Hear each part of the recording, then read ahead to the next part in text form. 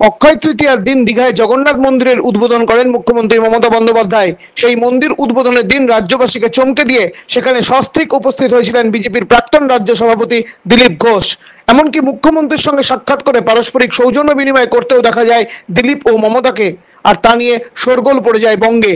দলের নেতার তীব্র সমালোচনা করে সমাজ মাধ্যমে সাংসদ সৌমিত্র খাঁ লিখেছেন, একজন ত্যাগী থেকে কিভাবে ভোগী হতে হয় তার আদর্শ নিদর্শন আপনি দিলীপ বাবু।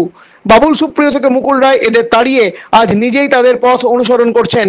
কতটা নির্লজ্জ হলে এমন আদর্শবান পুরুষ হওয়া যায় তা চিন্তার বিষয়। বাংলার বিজেপির লজ্জা আপনি। শুভেন্দু অধিকারী নাম না করে কড়া সমালোচনা করেছেন দিলীপ ঘোষের।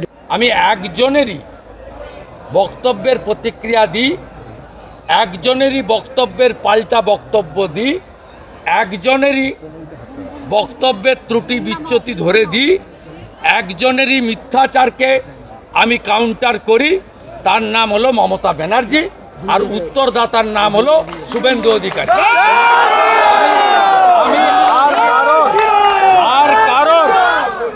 আর কারোর ব্যক্তিগত বিষয়, তার মন্তব্য, তার চলার ধরন, তার কাজের ধরন, প্রেম প্রীতি ভালোবাসা, রাগ বিরহ দহন, এসবের উত্তর আমি দিই না।